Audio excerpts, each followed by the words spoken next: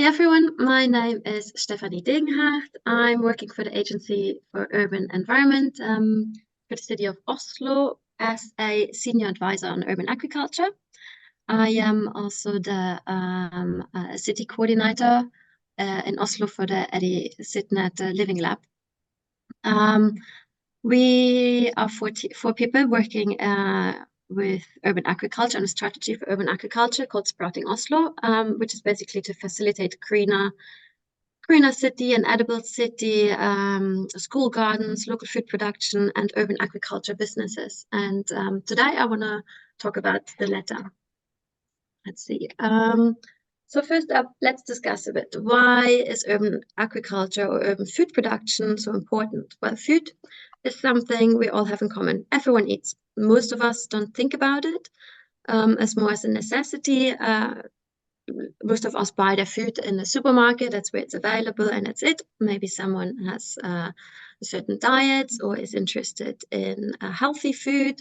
Maybe a smaller fraction is even interested in organic food, and a very small fraction might be interested in locally grown food or even grow food themselves. And that in itself is a bit of the problem. Most of us buy food in the supermarkets, and what's available there is often grown very far away or on the other side of the planet. And so since our current food system is dominated by supermarket chains where there's a physical distance between food production and food consumption, this often leads to unsustainable food, or that's what we call the broken food system. Because food that's grown far away obviously has a big environmental footprint. It requires transport, it requires packaging, it might have to be picked or harvested earlier. A lot of food is going to be wasted along the system. It's have to travel or sit a long time before it's consumed. Yeah, all of this. So which brings us back to the cities. Why is it important for cities to take responsibility? Because cities have a great potential to alleviate the problem, because we can grow food close to where people live. In Oslo, for example, it's 82% of Norway's population, not just Oslo, of Norway's population, who live in cities.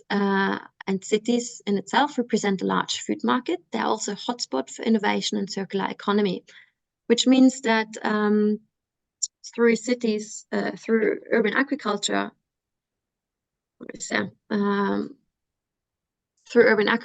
have a great potential to create jobs within that field and support the green shift.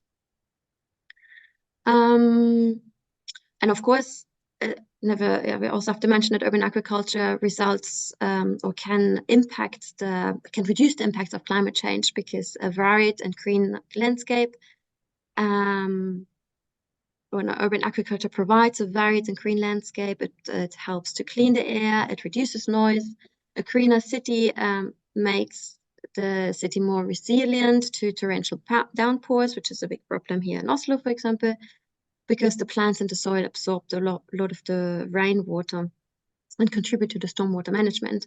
But greenery also helps to absorb heat. And of course, when you grow food in the city, you also have to take care of the soil, which is very important.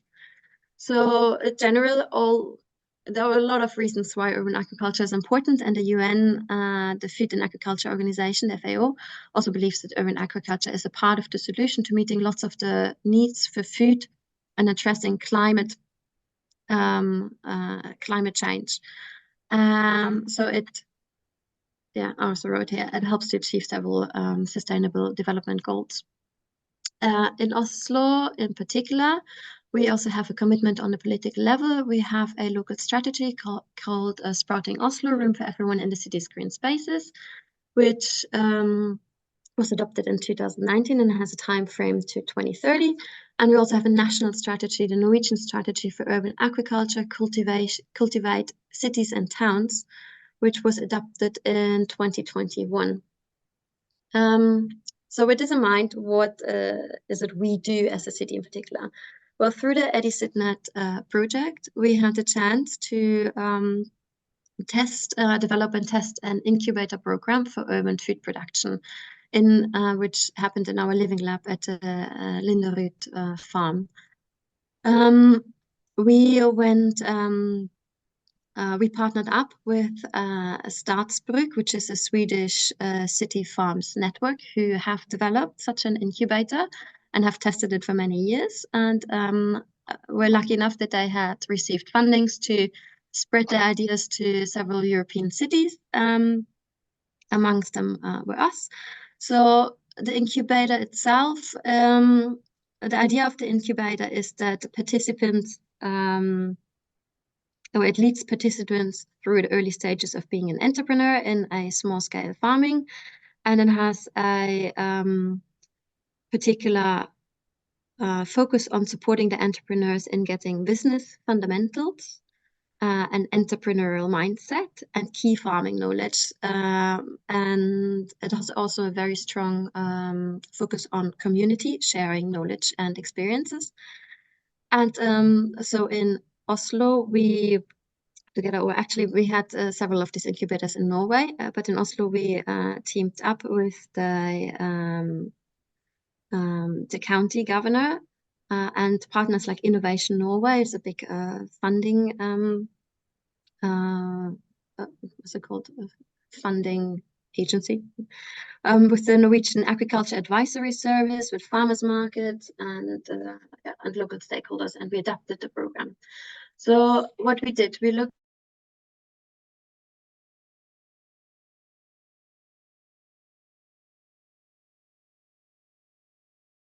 It's finance, land, network, the expert knowledge, and the business knowledge. So we know, because we know that the first year as an entrepreneur is the most challenging. There's a lot of new knowledge that comes together. People have to navigate a lot of new topics they maybe have not been thinking about before. And everything needs to happen quick.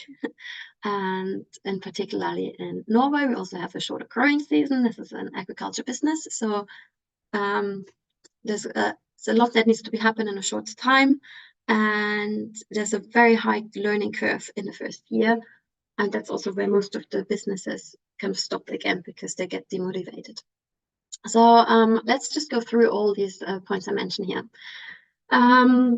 When someone finally starts a business, it's very easy to get sidetracked. You're excited to start a business, you have lots of ideas, new opportunities come up.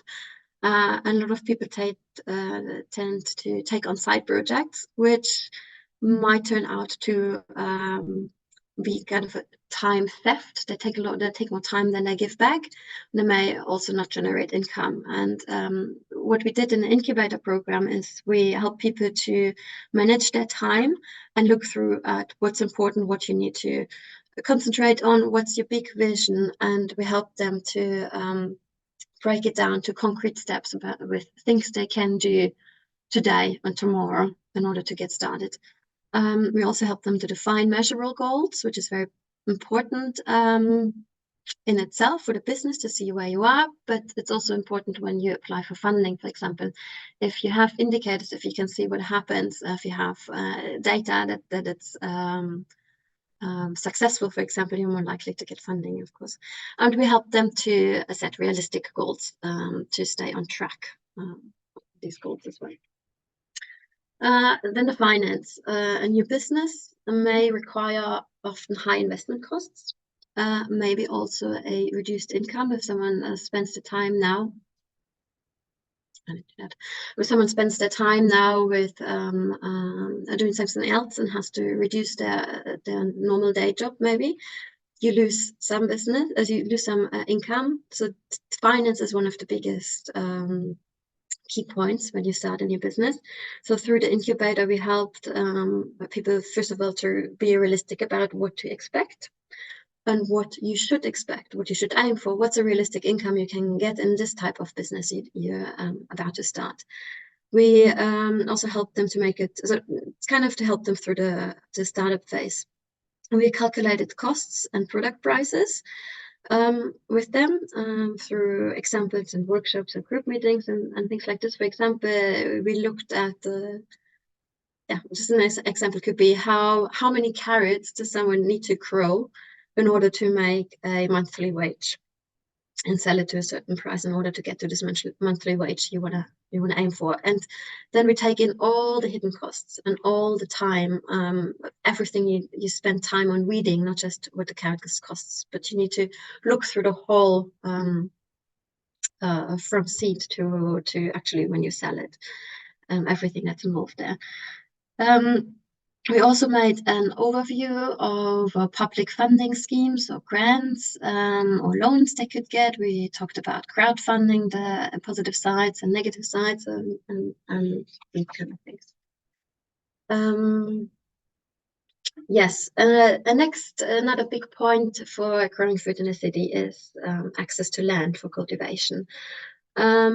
Is this actually one of the biggest parts and one of the biggest barriers in the city, because land is scarce. It's often under high pressure. There are a lot of people who want to use free land, and so seemingly empty land might already be used by someone for something, some kind of after school activity, after work activities, or whatever, free time activities. Nevertheless, it might be used. It might be difficult to just take the land away from those people who use it and use it for growing food now. In addition to that, the land also has to fulfill lots of criteria. The soil needs to be free of toxins or chemicals. It needs to be drained. You need to have access to water. You need to have the right amount of sunshine, so it can't be shaded or anything. You need to have a shelter, maybe from wild animals or people. You need to have access to public transport, generally a big road. If you have a transporter, you need to put all your harvest in later on, or your equipment. So there's a lot of requirements to the land. So what we did in the incubator, first of all we provided land through our living lab at the Linderud farm, and that was land between 30 and 250 square meters. Surprisingly, most people wanted to have smaller plots in the beginning. I guess they were a little bit careful. Sorry. And so with the land, we also provided infrastructure. We provided retrained to field. We provided access to water. We had storage and shelter. We got new soil in, so they can work with growing the soil. And we had equipment which was shared between everyone. And while the incubator was happening and people could have access to the land at our living lab, we in the city also started to map land that's available in the city for upscaling, basically, which for those entrepreneurs or also new entrepreneurs who later come in and now want to upscale, because anything from 30 to 250 square meters is too little to actually make a living out of it. We were ready to provide them with more, which happened with some of our entrepreneurs that started in the living lab, plus new ones that came in. They got access to bigger areas and formed a new corporation for urban farms after some years in the living lab. Networking, yes. So that's a very big part of the incubator program we had, because it's like being a farmer, being a new entrepreneur can be very lonely, can be very demotivating. And as I said before, our goal was to help people, to guide them through the first year, to get them through the challenges. There's lots of challenges, lots of questions that arise in the first year. So having a network, a community you can exchange knowledge with is kind of vital to get going. We also provided, as I said, shared equipment, so people didn't need to buy all their specialized equipment anew if they were in a group of people who did similar business. And we obviously also arranged meeting sessions. We had social media groups so people could exchange. We had videos and we had digital farm visits, but we also arranged field trips and study visits to other farms to learn from each other, to kind of grow that network. Another big point was the expert knowledge. So now most people who start a business in urban agriculture are really good already in the farming part, but there's always something to learn. So we had we invited some local experts to hold lectures or workshops. For example, in efficient growing methods, because we wanted people need to be efficient if you want to do business. It's different from when you grow at home or like leisurely. We talked about optimizing light and temperature for seedlings, or we also invited the Norwegian's Food Safety Authority to talk about the rules for using compost and fertilizer in commercial food production, because that's also a very new topic. But nevertheless, the biggest point with the incubator was kind of delivering was the business knowledge. So we did this in the incubator, and we had several workshops afterwards in EdiCitNet as well. And there we covered topics about the business side in general. For example, how to start up a business, finding the right legal business form or tax regulations. We talked about identifying or communicating a business value using the diamond model, which was developed in EdiCitNet, for example. As I said already earlier, we talked about the visionings, the goals, and marketing, how to who are your customers, how to identify strategic partnerships and how to enhance them, or how to what are your sales channels, who is it you need to talk to, when do you need to do that, where's like what is perfect, what fits best for your business. We also had a session on let me see what I already mentioned. They are focused on activities and the financial sustainability. Again, we talked a lot about finances. What do you need to do? What are your products? And we also, amongst others, talked about business forms. For example, social entrepreneurship. What is it? How can it be value? Is it something for you? Is that what's your core value of your business and things like that? So, yes. That's basically it. So just as an overview, this is our living lab I mentioned at Linderud Community Garden, where we started with the incubator, where we ran the incubator and had people coming in. So that was run in winter of 21, was the workshop side, and then when we got into the growing side, obviously we didn't have so much lectures during the season because people were very busy and ready to grow their food and sell it. But we followed up in 22 and in 2023 as well, with several workshops and network meetings and field visits. We had Mark Blomst, which is an entrepreneur of an organic flower business. We had SIP, which is a business growing herbs for non-alcoholic drinks. PUST, which means which means as much as breathe in English, and it's social entrepreneurship or voluntary group so far. So they're still in the establishing phase, growing vegetables also. We had the Social Entrepreneur Inc., which later called themselves Walprat, which means as much as talk over a bonfire, who connects community members over a bonfire, but also has a catering business and growing food in the living lab and involving youth in the catering business.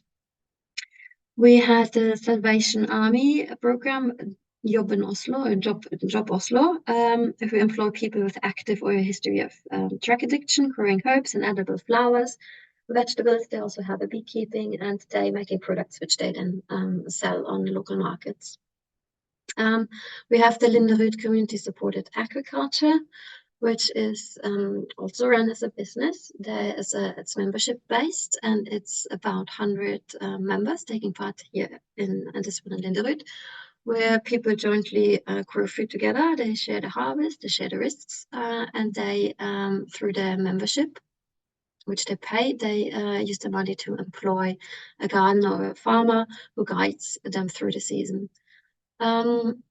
We had Unicum, which is also a work a bit like the Salvation Army, employing people who are out of work for some reasons. And they have started up a market garden. I tested it out. They unfortunately did not continue after the first year because it wasn't the right thing for them. They didn't find it feasible. But that's how it is. We have some, we gain some, we lose some. We have a social entrepreneurship that's called a samlepunkt, or which means something like collection point, which are growing herbs for a non-alcoholic drink business, which is located in Oslo. Soppløsninger or mushroom solutions, who a little startup business who grow mushrooms in different parts of the cities, like in like we'd call rest areas, like areas which aren't used otherwise, because luckily mushrooms like shade and wet spots, which aren't so popular often for other activities. And we had another business, a green entrepreneur, which is called Uncle Troll, who mostly forage wild edibles and ferment or preserve them, and make food items out of them, sell them on markets. But they also started to grow to widen their range, basically. They are not active anymore, or they are active, but have moved away to a different city, so not active in Oslo anymore. That's what I should say. Yes, that's it already. A little overview. Thank you for your attention, and I hope it was useful, enjoyable at the very least. Thanks.